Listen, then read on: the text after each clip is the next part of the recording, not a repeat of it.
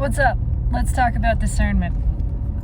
The small handful of people who will ever see this video who are gathered in this space. Thank you for being here. This is our little group. This is, we get to talk about and explore this stuff, speaking the language that we understand, and that's pretty awesome. And I want to talk about discernment today because it's going to be a big buzzword. It already is. It's kind of already a thing, I know, especially in the spiritually community stuff. So I want to talk about it, and as much as possible, just express myself and my knowing, which is my direct experience. Okay, this is not philosophical knowledge about. This is the direct experience of what is unfolding in my experience. So it resonates, it clicks, or it doesn't. That's fine. It doesn't matter. What is discernment? Discernment is palate refinement. Discernment is not judgment. Discernment is not this is right and that is wrong. Discernment is not this is good and that is evil, or even good and bad. Discernment is your guidance system, your ability to discern between subtle differences in flavor, subtle differences in feeling, subtle differences in sensation. That's discernment. Discernment is your ability to discern the flavor of orange and the flavor of apple when they are present at the same time, when they're together. It's your ability to taste both and to tell what each one is, and then as you refine it, to taste the difference between orange and lemon, and then you refine it more and you can taste the difference between different varieties of oranges. So the refinement of discernment is the refinement of your sensing ability, your sensory palate. And this is how you discern the difference between what is true and what is false also. Because that is a feeling experience. Truth has a quality to it, a sensory quality, and falsehood also has a sensory quality. So again, nothing to do with judgment. We're not putting anything into groups. This is literally your ability to taste experience and recognize it for the way that it feels, for the way that it tastes, the way that you sense it, that you experience it. And it's inherently personal, so you don't need necessarily to know what someone else's experience of a flavor is like. This is about you building your understanding of your palate, your sensory mechanism in the world. There does seem to be a tremendous amount of overlap, I will say. Certain experiences having certain qualities to them, many of those qualities being recognized, detected by everyone.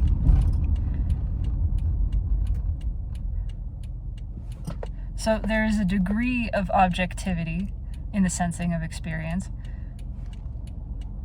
but never place that above your own knowing, your own experience.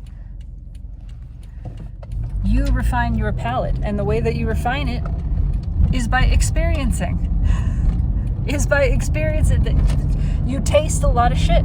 How do you refine a palate? As a person tasting things, you taste a lot of things. you taste a lot of things, and you start out very simple. You start out with one note, with just one thing. You taste a lot of that, and you get a good feel for that flavor, and then you start combining things. You start layering. You become more nuanced. You start tasting things that are more complex in their flavor profiles. There are more flavonoids appearing simultaneously in different quantities, and you start to be able to detect, oh, there's a hint of this, there's a strong sense of this, there's a little bit of this that it just sort of, floats around. You're refining your palate. That's what you're doing when you are experiencing the world. All of these experiences have qualities to them, and when you're paying attention to the quality of an experience, because you're open to it, you're letting it in, you're feeling it, you're noticing the way that it feels without judgment, you start to pick up on things. You start to notice patterns. There are patterns. The patterns don't build into some greater thing the way that, the patterns in the flavors of food do not build into some greater thing. But there are patterns, and as you increase in your sensitivity, you can detect. Also, you're building preference here. You are learning about your own preferences, which is crucial to this. You're learning your own preferences. You are learning that you enjoy the flavor of orange, and you enjoy the flavor of chocolate, and you really enjoy them together. Together, oh my God, brilliant. Maybe you don't particularly enjoy the flavor of olives, but when you combine the flavor of olive with the flavor of pizza, the flavor of cheese and tomato, suddenly, oh, this is delicious. I actually really like it. It's so delicious. I don't like olives by themselves, but I would prefer to have pizza with olives on it than pizza without olives on it.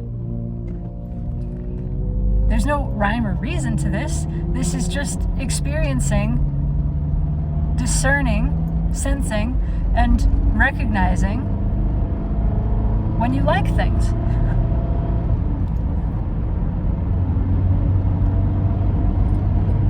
And when you like a thing, when you notice a sensation that you like, you are automatically asking for more of that sensation. You don't have to do anything. You just acknowledge that you like it. And when you dislike a thing, guess what? You're also automatically asking for something other than this. You're asking for a different version of this flavor. You're asking for an updated, an adjusted experience of this. Because you're not judging it, you're not bound up in resistance, you're not in a war against it, you're not trying to change it, you are openly, honestly, authentically experiencing this flavor of sensation, and in allowing yourself to experience dislike of that, you are opening a new space for new experience to flow into, experience that has never been called forth before. Only by allowing yourself to deeply and fully experience what's here can you call forth something new. And it is precisely because we have not, collectively as a species, been allowing ourselves to deeply immerse and allow the totality of experience and allow preference, that we have not been calling in new. We have been calling in the same old shit over and over. But it's a simple shift. It's a simple shift. It's continuous. This is learning a new way of being in the world, a new way of experiencing, open instead of closed, yes, and that takes practice, continuous practice. But it becomes easier, becomes more natural, becomes more intuitive, because this is your natural way.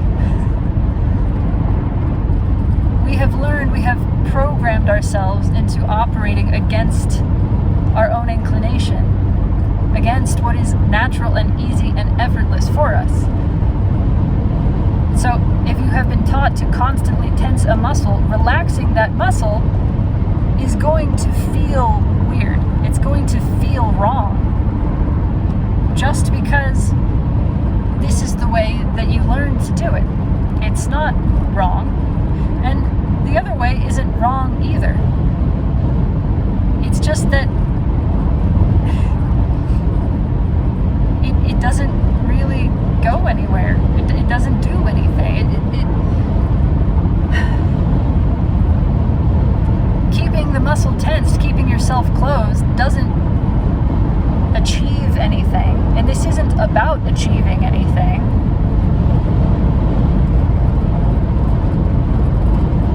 But the only reason we tense the muscle and we stay closed in the first place is because we think that's going to achieve something.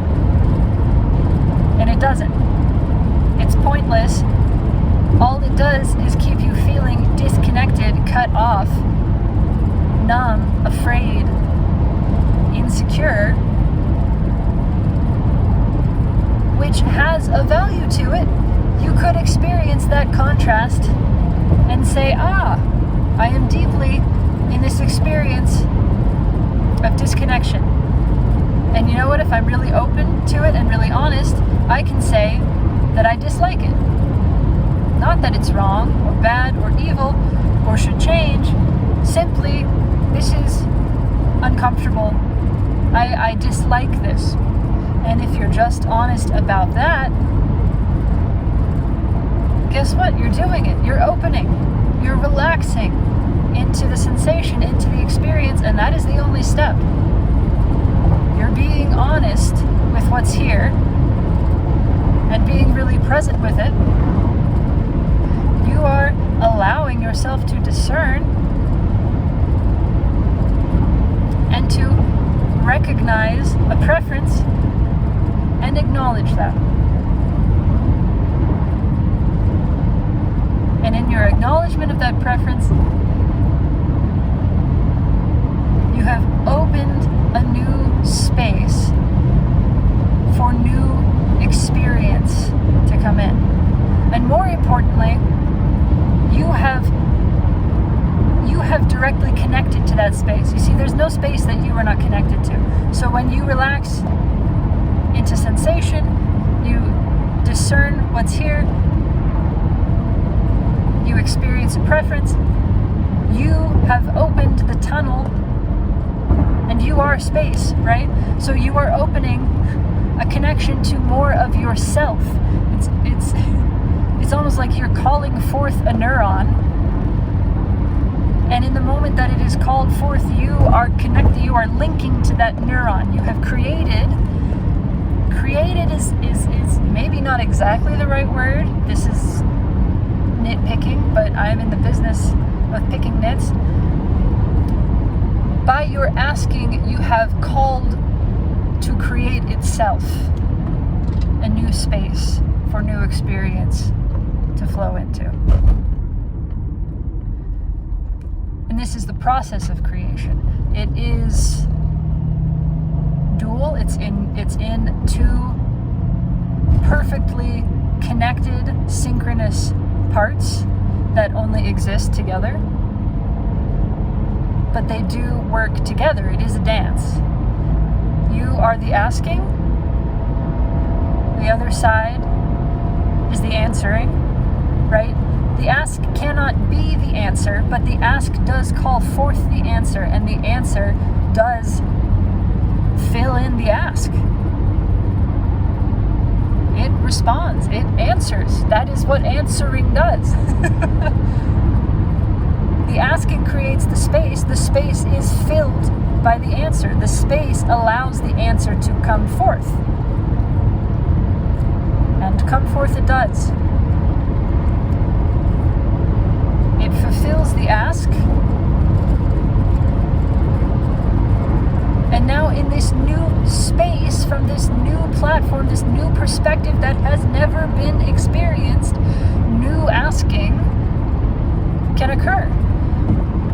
And this is our breath. This is the cycle of all creating. And it is continuous. So discernment, back to this is a part of why discernment, this is why discernment is important.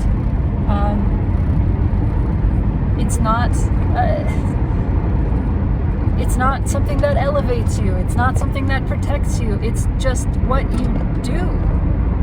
This is how you navigate experiencing and experience. This is our navigational system. It's not morality, it's not ethics, it is personal preference. Personal preference. In order to say what you like, you have to taste it. You have to taste a lot of things. You have to taste what you don't like.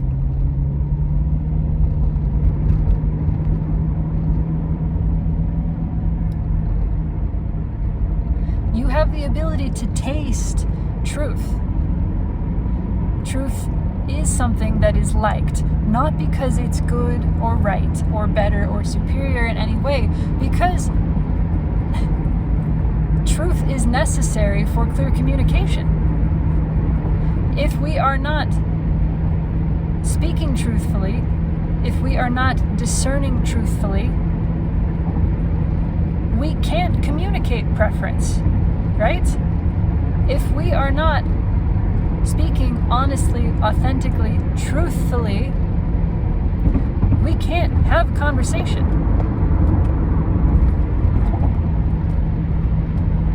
We cannot discern our own preferences. We cannot ask with clarity. And so we can't move anywhere new. Truth, clarity is simply desired because it is necessary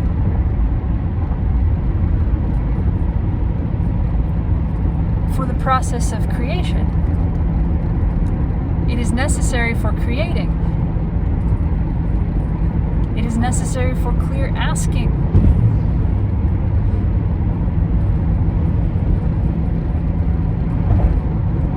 So truth is desired. Truth is naturally desired. This is why there is such a strong drive towards it internally in all of us. And we only subvert that. The mind subverts that because it flips everything 180 degrees. The mind does not understand, okay? The mind does not understand this process. It's terrified of the whole thing. It doesn't understand it. All it understands is trying to keep this physical vessel intact. And that actually means keeping you hidden from yourself, keeping truth hidden from your perception.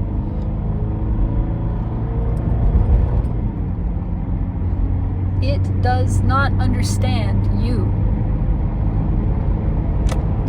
It does not understand that you are living conscious space. It perceives space as absent, so it tries to keep you from seeing yourself, from experiencing yourself, because it has already determined, labeled you something missing, something empty, like a sort of wound, a gap, right? So it doesn't understand rests. It doesn't understand space. It perceives absence. It cannot recognize you as space. The mind perceives form, and it simply cannot recognize or understand formless. It thinks formless means nothingness, means empty, means absent, means not there.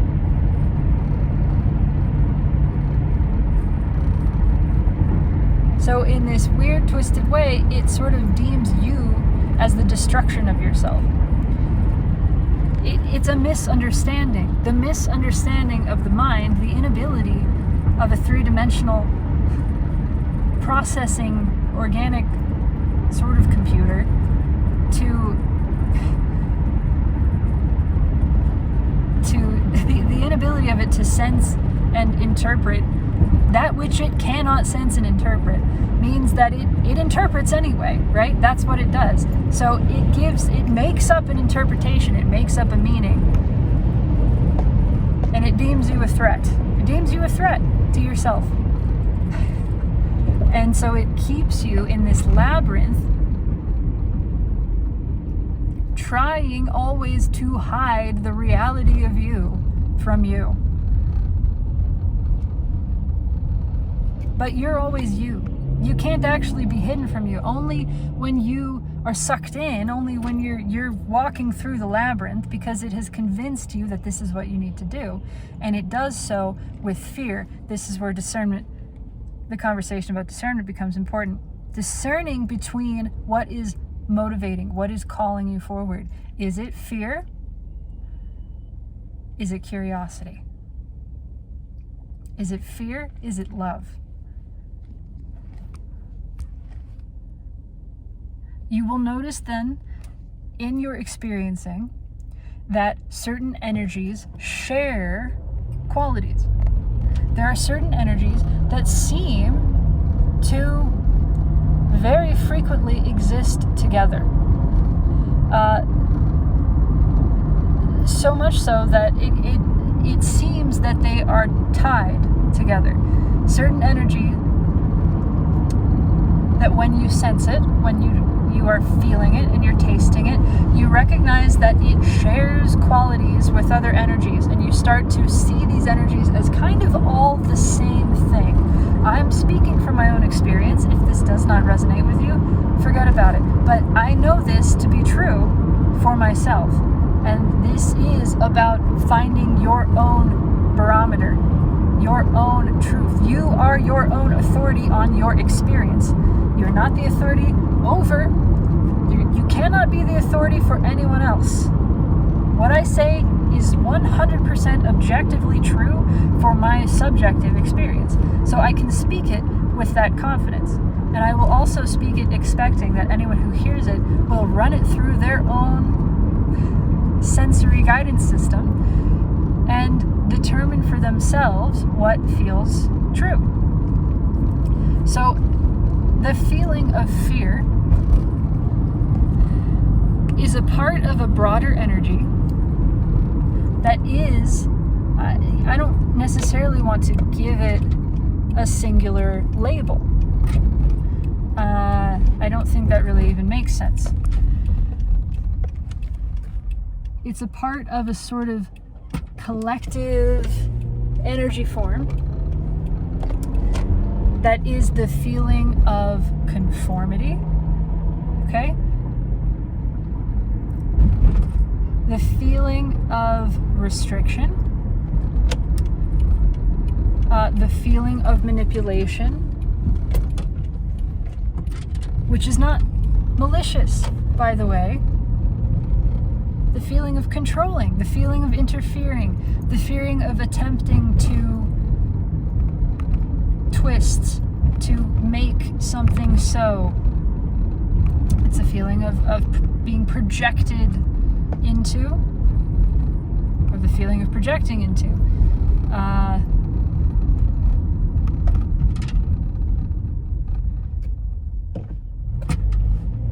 The energy is that of self-improvement.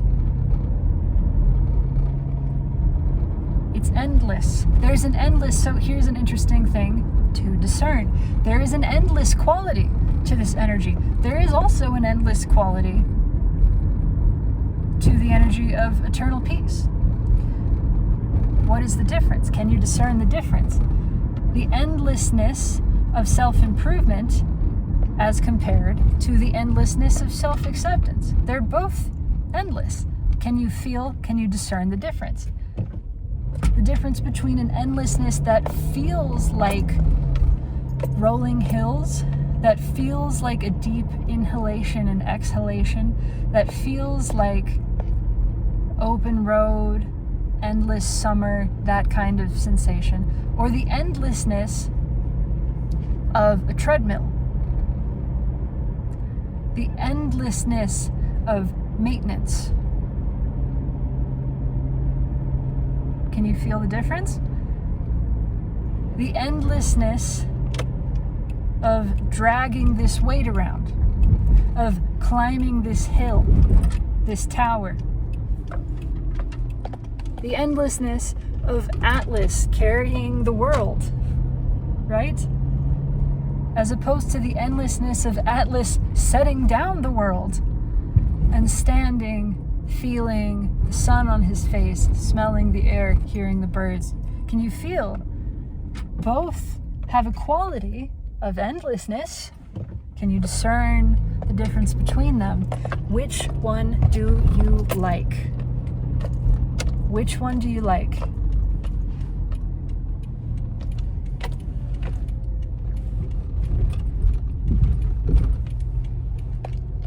That is the importance of discernment. And you will be asked, you are being asked, because this is just natural. This is the way it works. We are creating consciously. That's a beautiful black cat running across the road. Oh, it's coming over here. Kitty, be careful. Oh, kitty. Okay, it's here. There's a car coming. I was concerned for a moment, but it seems to know what it's doing. And now it's peeing in the grass. This is the direction that life wants to move. It wants to be directly, consciously involved in the process of its own expansion. That's what's happening. And all this expansion is guided by preference. And it is right, it is good that it's personal, that the preference is subjective. Can you imagine if all our preference was the same? We would all be going the same direction. It would be a monoculture. It would be this everything the same direction. Life would not branch. There would be no diversification. There'd be no variety. If all of life had the same perspective and the same preferences, we want this. This is natural. It is natural for experiencing to develop infinite variety of viewpoints, and for these viewpoints to have their own personalized experience of consciousness, right? We're all consciousness, yes, but the individuation is important. That happens at a deep level. It is right for all of these eyes to be appearing. Not just human eyes. I am talking about all of the eyes. All of life is conscious. Every atom, every molecule, everything has its own being space, right? That it's inhabiting. Everything is inhabiting. And inhabiting its own unique perspective. You are a conscious perspective. You are an angle.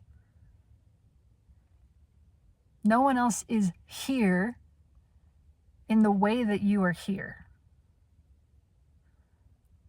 No one else is in the here that you are, right? It is the same here, but you have a particular viewpoint. It's a non-dimensional position. I don't know how to describe it. It's just that your here-ness is unique.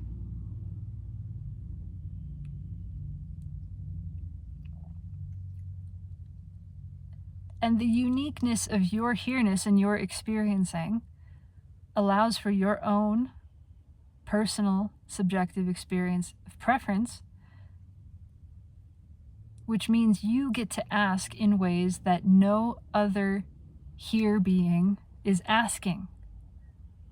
And you get to call forth, you get to feel into space that did not exist before you felt into, before you opened it, by your feeling there. And so you are calling in experience that no other here being is calling forth.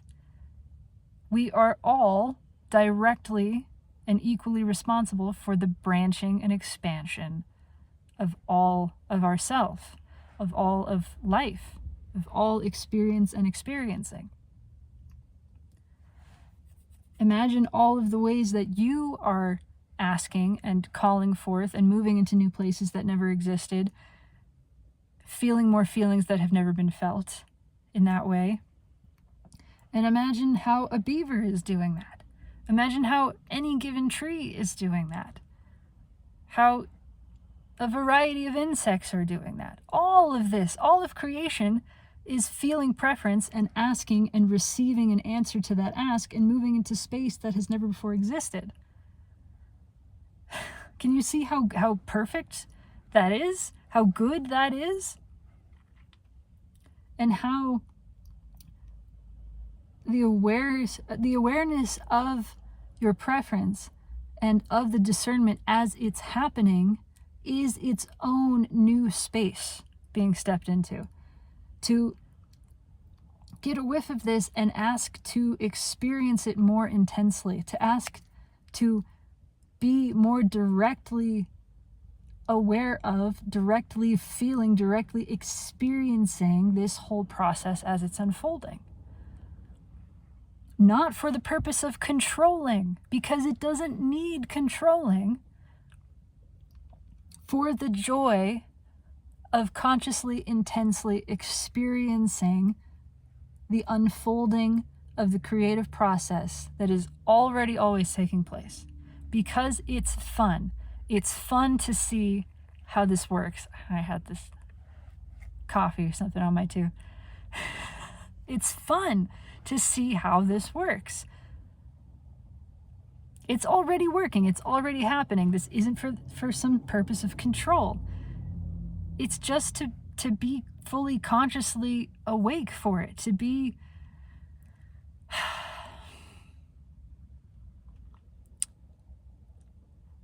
the roller coaster is already roller coastering, but it's a lot more fun if you're there for it, if you're paying attention, right? If you're really feeling all of the forces at work, all of the sensations of being there.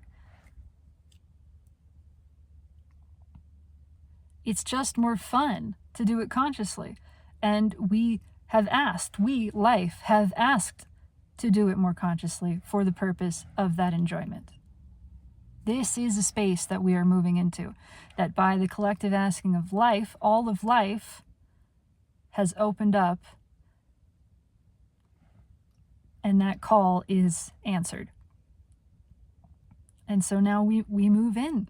We move into this space, the space of conscious, deliberate discernment, the acknowledgement of preference, the awareness that that preference is opening a new space, feeling into that new space, experiencing it immediately as soon as it opens. And just that, the enjoyment of this whole cycle.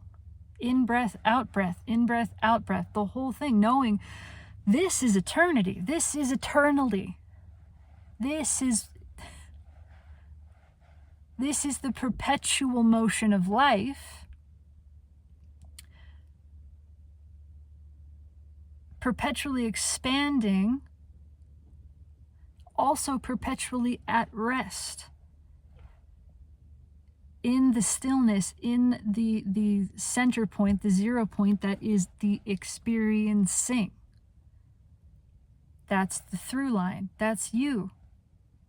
Your stability, your home, your dwelling is as experiencing here. You never needed a personality. You never needed surface level descriptors, surface level preference that really was just opinion that was primarily given to you. You always had preference that was personal and not determined by the world, not programmed into you, but what you discovered as you experienced the world. That's always been there. That's still there. You can trust that. It's time to trust that. It's time to choose trust. Trust of yourself. You don't need external authority. You don't need a compass. You don't need anything or anyone outside of you, including the mind, telling you where to go.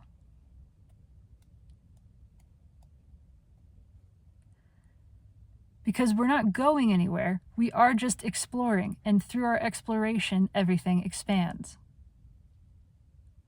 And all of it is fun. And it wouldn't be happening if it were not fun. It just wouldn't. You open, you experience, you receive, you ask. You open, you experience, you receive, you ask. That's how you navigate. That's how you use your discernment to navigate. That's how you explore. By your exploration, expansion happens. You don't expand. You don't do the expanding. Expansion happens. You experience, you automatically ask for it. Expansion happens.